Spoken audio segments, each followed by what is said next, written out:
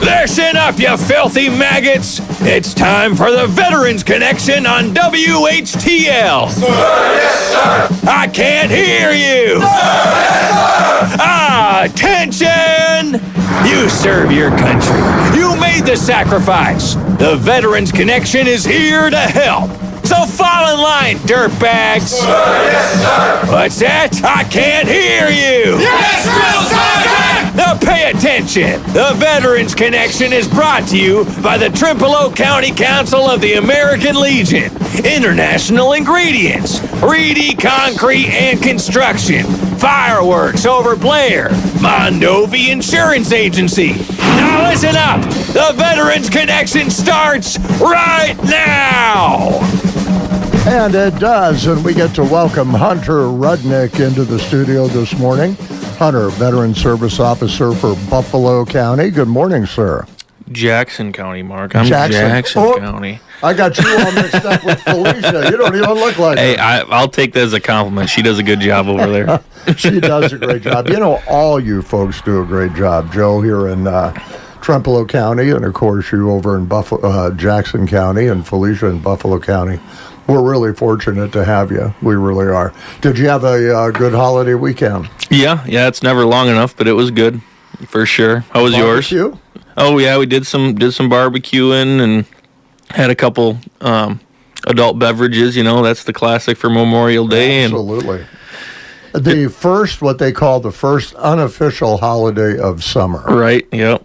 And it does seem that way. I know all my neighbors were out barbecuing. I actually got a little bit of yard work done. I was pretty impressed. Mm-hmm. So. But you know, we don't want to overlook the importance of the holiday, because it is certainly one of the biggest holidays, most important, I think, in the United States, personally. Yeah, it's a big day for me anyway. I always try to do a little bit of sit down with my own thoughts and do a little reflection on Memorial Day and really remember what it's about for sure. And I've been lucky the last 3 years. I've got to help put out all the flags, the graveside flags at the Riverside Cemetery in Black River Falls, and every year it just surprises me, and it kind of humbles you a little bit when you walk through that cemetery. And we put out I think 900 to 1,000 flags in that one cemetery, and Black River Falls in little old Jackson County, Wisconsin. So we've got a pretty rich veterans history around here, and I hope people remember that at least on Memorial Day.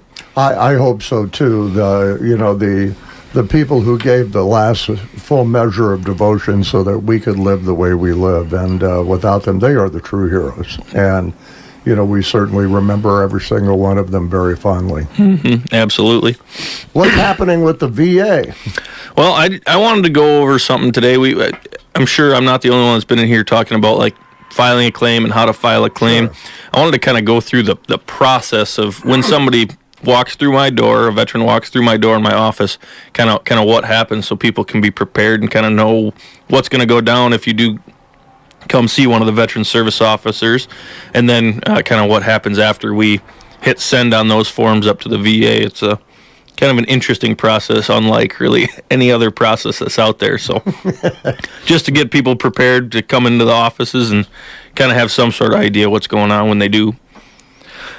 So first things first, what does a claim process look like when somebody walks through my door? First thing I do, you have your pleasantries. Hi, how are you doing? And then I like to get right into it right away. If I have access to the veteran's VA file, it makes the process a little bit quicker.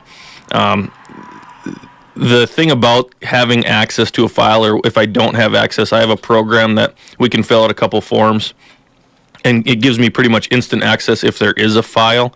The VA calls it power of attorney. I say this every day. I hate that they call it power of attorney.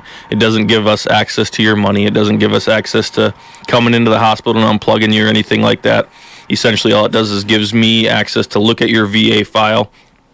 And after we file the first claim, I can actually sign forms for the veteran at that point if I have power of attorney. It's kind of makes life a little bit easier. If there's a quick form that needs to just get filled out and sent up, I don't have to call people into my office. I can fill it out, sign it, and send it up. Once I have that power of attorney, I can pull up a file in the VA system. I have remote access to the VA's actual database with everybody's files in it. Once I get in there, First thing I do is I scroll through and I pull up every service treatment record that veteran has. So if the veteran ever went to sick call, ever was in the hospital while they were in the military, I can see those records if they are in that file. Makes my life a whole lot easier. I couldn't tell you the amount of times that I've had people coming into my office that, oh, I just want a state park pass, or I just want a county park pass, or I just want to file a claim for something simple like hearing loss or tinnitus, ringing in the ears.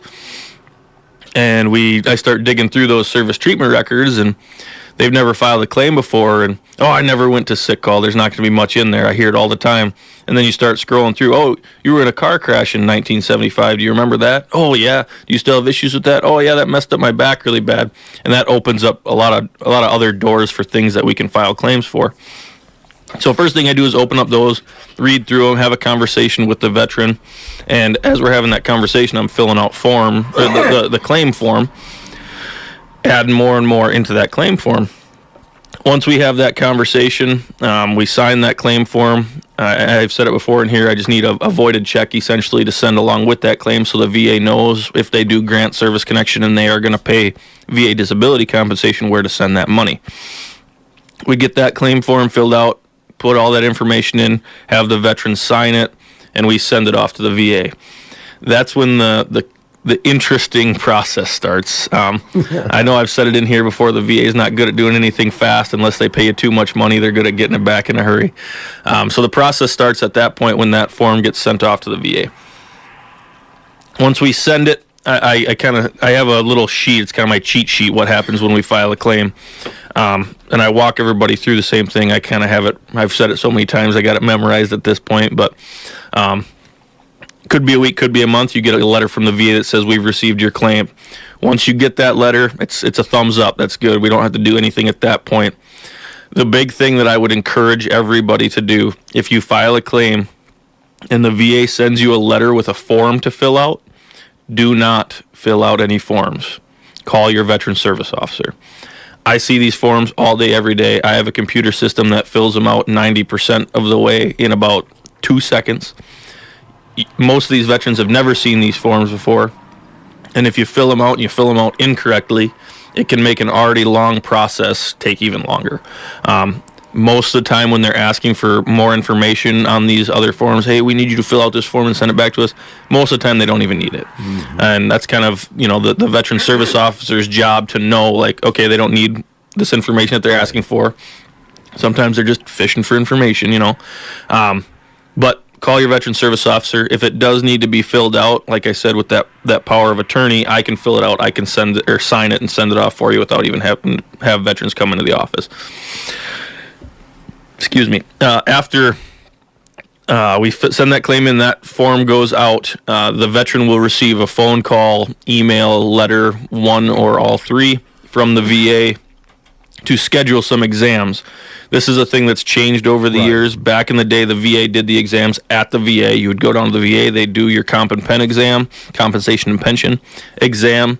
They'd take that, they'd make their determination, they'd send you a letter. Now the VA does not do their own exams. Somewhere, somebody along the line said, well, you're doing my exams and you're the one that's paying me this VA disability compensation, so you're going to say that I'm not as bad as I actually am, so you don't have to pay me as much. So the VA said, okay, hands off, we're going to hire a couple of third-party companies to do these exams for us, so the conflict of interest is gone. Mm-hmm. The exams are a little weird. I usually tell people, we're out of Black River Falls. They could be in La Crosse. They could be in Eau Claire. I've had people have to go to Marshfield. They have kind of a radius that they can send you within.